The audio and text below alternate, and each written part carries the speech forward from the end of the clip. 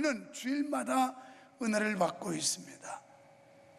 여러분, 지혜의 대명사라고 할 만한 솔로몬이라는 사람이, 그가 말년의 회고록처럼 기록한 내용이 전도서의 내용입니다.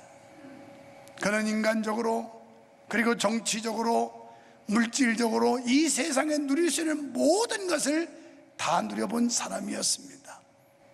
그런데 그의 결론은 뭐냐면, 전도서 1장 2절에서 말씀하기를 헛되고 헛되며 헛되고 헛되다. 어떻게 보면 회의주의, 허무주의에 빠진 것 같은 느낌을 받게 합니다. 하지만 여러분, 이 말씀이 우리에게 주는 교훈은 이렇게 허무하고 허전하고 허탈한 세상에서 우리 믿는 사람들이 어떻게 살아가야 할 것인가에 대한 교훈을 주는 말씀이 전도서 말씀입니다. 우리는 물론 그런 상황을 접해보지 않았기 때문에 그래도 그렇게라도 살아봤으면 좋겠다고 말할지 모르지만, 그러나 저자 솔로몬은 해볼 거 다 해봤고 누릴 거 다 누려본 겁니다.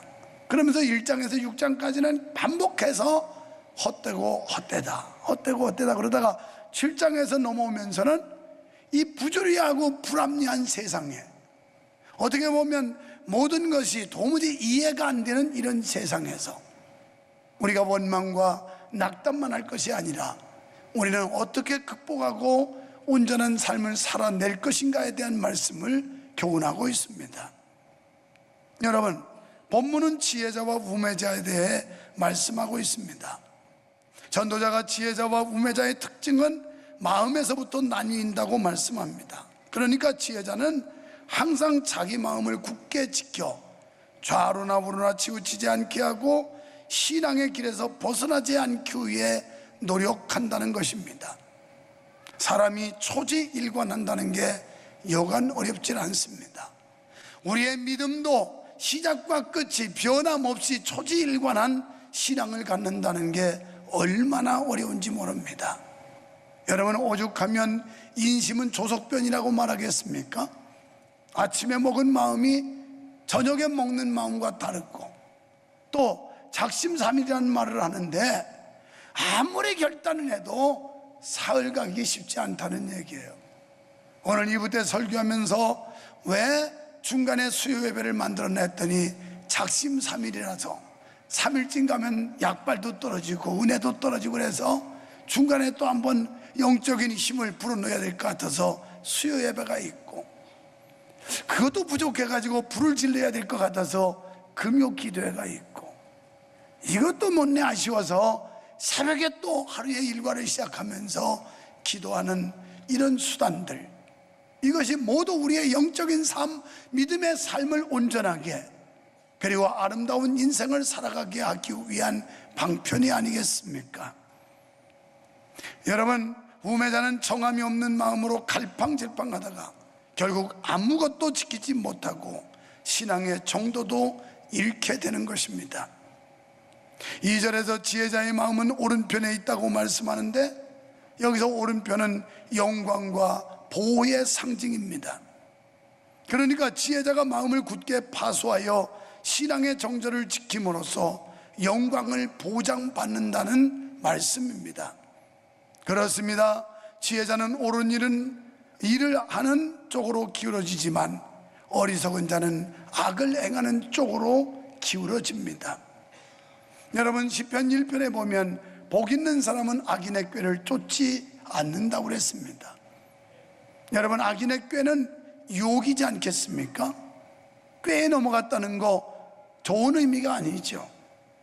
악인은 결국 불의한 자들, 사악한 자들, 그리고 영적으로 사단 마귀는 우리를 꼬여서 우리로 하여금 넘어뜨리려고 하는데, 그 유혹에 복 있는 사람은 빠져들지 않는다는 겁니다.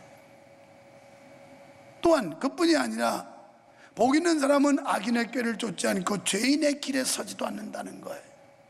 우리가 인생을 살아가는 데 있어서, 또 어느 목적지를 감에 있어서 길을 잘 든다는 건 아주 수월하게 만들고 그리고 시간을 단축하게 하는 것처럼, 여러분, 이 길이라고 하는 거, 이 복 있는 사람은 길을 잘 간다 이 말이에요. 그 다음에 자리를 잘 앉는다고 그랬어요. 오만한 자의 자리를 앉지 아니하고. 오늘 여러분 자리 잘 앉으셨어요? 하여튼 저 중간 앞에 앉으신 분들 자리 잘 앉으셨어요? 뒤에 앉은 사람들은 별로 못 앉았어요. 그 사람들 어디 공연장 연극을 보러, 뮤지컬 보러 가는 이런 데 가면서 아주 A석을 얼마나 가고 싶어 하는지. 근데 A석은 비싸니까 못 가잖아요. 하나님께 영광을 돌리고 찬양하는 그 자리가 복 있는 자리인 줄 믿으시기 바랍니다. 이건 성직으로 알고 해야 돼요. 오늘 우리는 보통 성직하면 목사만 성직자는, 여러분 교회에서 주어지는 거룩한 직분은 다 성직이에요. 성직. 여러분도 성직자예요. 성직자. 하나님을 찬양하는데 연주하고 하는 이 모든 행위들이 성직이라고요. 그래도 자리를 잘 앉아야 돼요. 그래서 지혜로운 사람들은 자리를 골라 앉게 되고요, 자기 의상이 이렇게 정갈하고 깨끗할수록 아무 자리에 앉지 않습니다. 그냥 작업복에다 청바지 아무렇게나 입으면 불밭에도 앉고 흙에도 앉고 의자도 뭐 볼 것도 없이 덜벅덜벅 앉지만, 나처럼 이렇게 아주 헬섬하게 젠틀한 젠틀맨은 양복을 입었기 때문에 앉을래도 의자 한번 보는 거예요. 깨끗한 의자가 되나. 그리고 들으면 휴지라도 끊어서 닦고 앉아요. 왜? 내 의상이 더러워지기 때문에. 오늘 우리가 그리스도 안에서 성도의 거룩한 세마포를 입었다면 우리는 앉는 자리도 잘 앉아야 된다는 거예요. 죄의 자리에 앉지 않고, 오만한 자리에 앉지 아니하고 하나님을 대적하는 자리에 앉지 않는단 말이에요. 이 자리가 얼마나 중요한지 몰라요. 그래서 온전히 자기의 영적 의상이 깨끗한 사람은 죄 짓는 자리에 기피하는 거예요. 이런 사람들, 은혜 있는 사람들은 은혜 없는 사람들이 지지고 볶고 막 비난하고 이런 자리에 앉지도 않아요. 가서 보고서 아이고 은혜가 없네 싹 살며시 자리를 옮겨가는 거예요. 그렇습니다. 지혜자는 옳은 일을 하는 쪽으로 기울어집니다. 그러나 우매한 자, 미련하고 어리석은 자는 항상 악한 일을 하는 쪽으로 기울어집니다. 지혜로운 사람은 악인들의 속임수에 절대 빠지지 않습니다. 그리고 내가 어떤 길을 가야 할지를 압니다. 3절에 길을 행할 때에도, 이 말씀은 집 밖으로 행보를 옮길 때에도 이 뜻입니다. 4절에서 자리를 떠나지 말라는 것은 직무를 버리지 말라는 뜻입니다. 이 직무는 교회나 사회에서 주어지는 모든 책임을 소홀히 하지 말라는 뜻입니다. 교회에서는 성도로서 본분을 다해야 될 것이고, 그리고 교회 밖에 가서는 사회 일원으로서, 직업인은 직장인으로서, 사업가는 기업인으로서 여러분 나름대로의 그 직무를 소홀히 하면 안 된다는 거예요.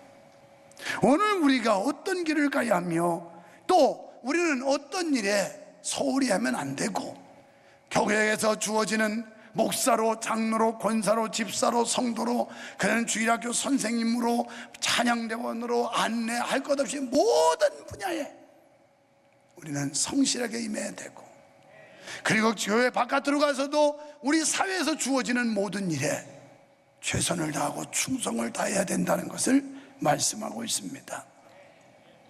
전도자는 지혜자와 우매자의 처세술에 차이가 있다고 말씀합니다. 지혜자는 모든 일에 신중하게 행합니다.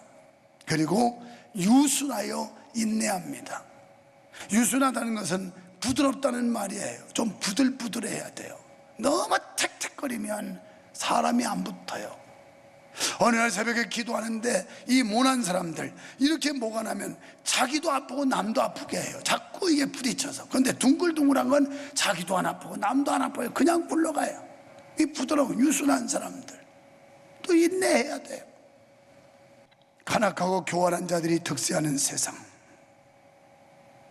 이런 세상에서 우리는 교만하지 말고 겸손하게 지혜로운 삶을 살아야 되는데, 우매자는 아무리 큰 주권을 가지고 있어도 실수가 그치지 않습니다.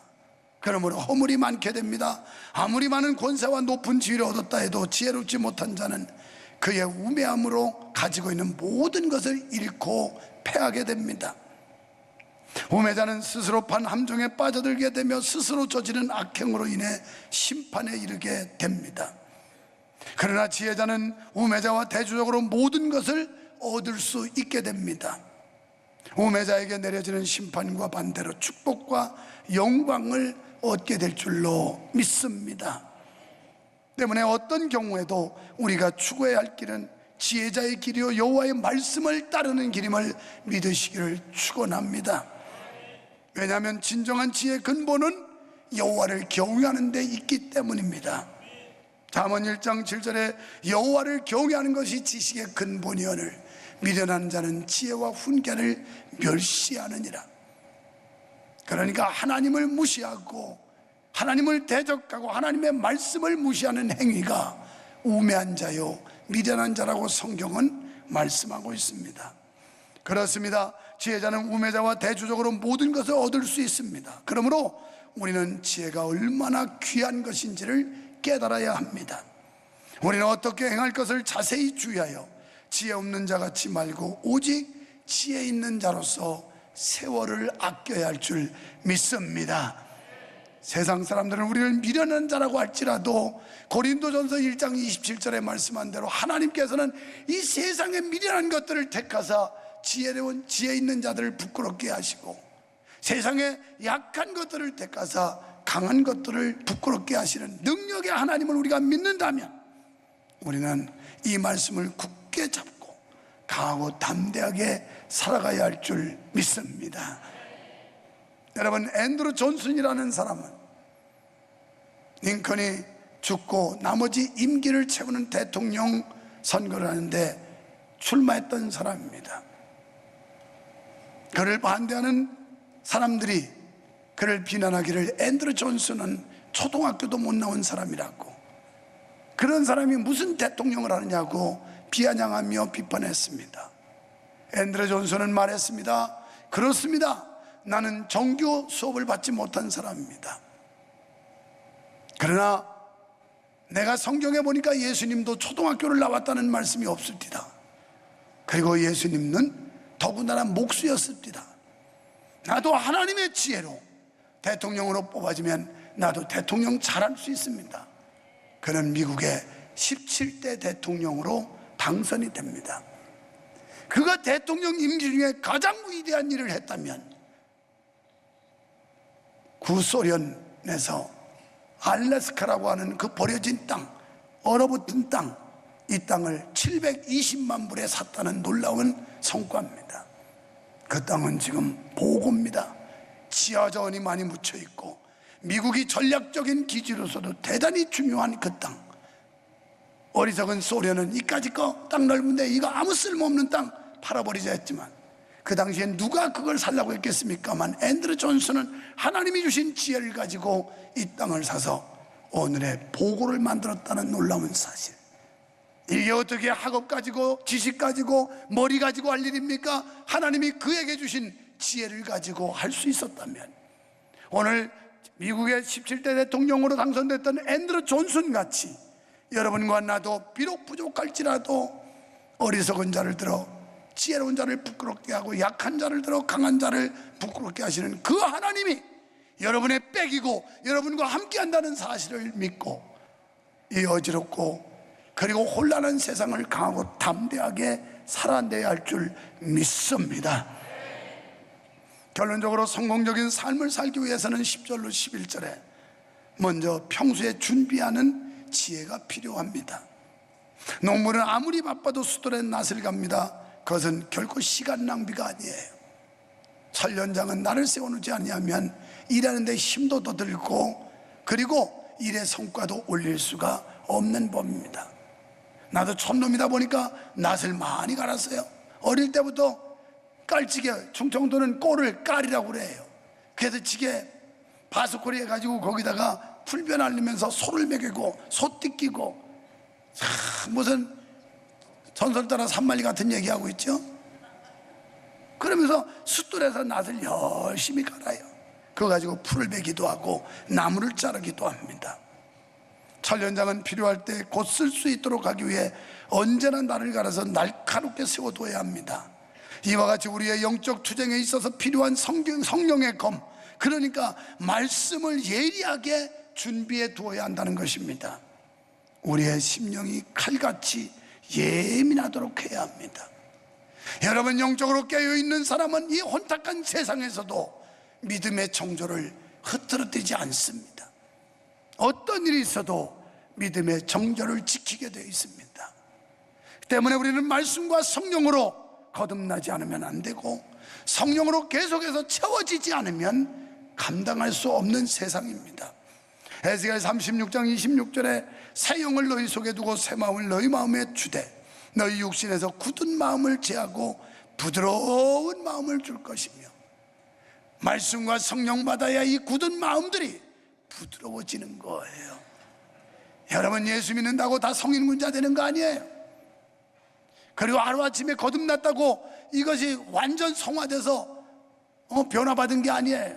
언제 여러분이 본성이 드러날지 몰라요.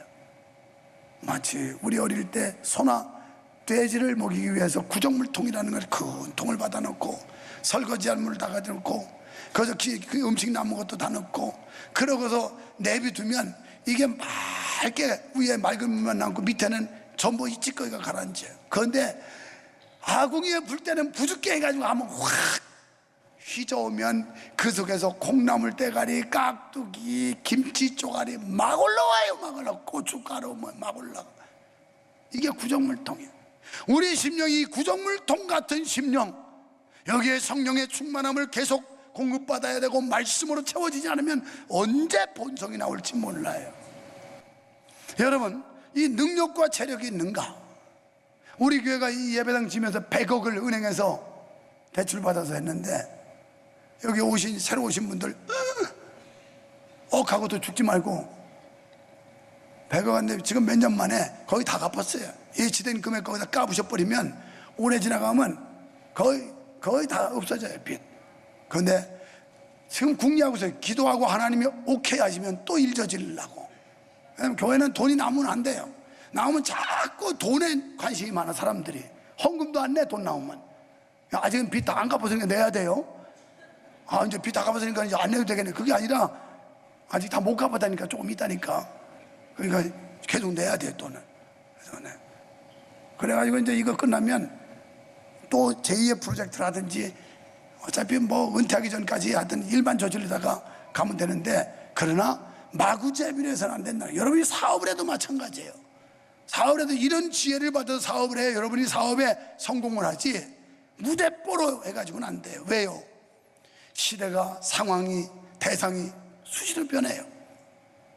여러분, 여호수아 1장에서 하나님께서 여호수아에게 네 발로 밟는 것을 다 주겠다. 내가 너와 함께 할 거니까 두려워하지 마라. 그냥 가라. 그랬는데 2장에 가면 여호수아는 정탐꾼을 보내요. 믿음이 없어서 그랬을까요? 여호수아는 이미 40년 전에 12명의 정탐꾼에 포함해서 여호수아 갈렙은 모세의 명을 받고 가나안 땅을 정탐하고 온 사람이에요. 그런데 40년 후에 리더십 교체가 돼가지고 이스라엘 지도자가 된 뒤에 그 사이에 가나안의 그 정세 또 환경, 이런 상황이 어떻게 변했는지를 확인하기 위해서 정탐꾼을 보내요. 이런 지혜가 있어야 되는 거예요. 많은 교회들이 하나님의 뜻에 따라서 기도하고 응답받아서 했다는데 왜 부도나 가지고 경매 들어가고 이단들이 접수해요? 안 하는 것만 또 못하죠. 한날 우리 부산 명성교회 황교 목사님 전화가 와서 종교부지를 신도시 하려고 그러는데 할까요 말까요? 그래서 자네가 하는 목회 환경은 자네가 제일 정확하게 알 수 있으니 자네가 판단해서 지금 있는 성도가 많지 않지만 생사고락을 함께할 각오가 됐다고 하면 도전하고, 그렇지 않고 이거 빚진다고 겁나 다 꼬리내고 도망갈 것 같으면 아예 하지도 말아라. 지금 있는 건물도 날아간다. 그랬더니 그래도 확신이 있었는지 도전하더니만 지금 이제 많이 부흥해서 우리 김경환 목사님 일부 예배 마치고 거기 간증하러 갔어요. 전도 간증하러 많이 부흥해서 얼마 전에 만났더니 이제 선교하는데도 자기들도 참여하겠다고. 이번 토요일 나갈 비전 명성교회 평택에 세상에 그저 가는데 그 뭐 예배당이라야 그냥 아파트 넓은 거실만 또 못해. 거실만 또 쬐끄만 아파트에. 그래가지고 사람들이 왔다가 이거 실감도 안 나고 그러니까 왔다가 그런다. 너 얼마나 마음이 아픈지. 야, 박 목사, 우리 교회에서 내 장로님들하고 회의해봐야 되겠지만 5천만 원 줄 테니까 그 보증금 넣고 건물 하나 알아봐라 그랬더니 지금 아까 사진 나오잖아요. 엄청 큰 건물이야. 저거 가보면 옛날 건물이 되면 이거 몇 배 큰 건물이야. 그냥 거기서 빨리 부흥돼서 제약가림 다 하고 그냥 남도 도우면 살았으면 좋겠어요. 그래서 내가 은퇴하면 용돈이나 줬으면 좋겠어요. 많이 해서 뭐 구질구질한 소리 하지만 우리 교회가 나 대우해줘도 끄떡 없어요. 그까짓 건 부전. 그 친구들이 용돈 안 줘도 밥 안 굶어요. 근데 빨리빨리 부흥해야죠. 기왕에 지교회들 세워졌으면 부흥해야 되지 않겠어요? 그런데 이런 걸 다 뭔가 자기의 능력과 재력과 수행할 수 있는 힘이 있는지 없는지를 확인해야 되는 거예요. 사업을 여러분이 확장을 해도 그런 식으로 해야지. 덮어놓고 막 그냥 뭐 공짜는 양자물도 먹는다고 빚을 얻어 쓰는 게 주인이라고 막 싸웠다가는 부도 나버려요.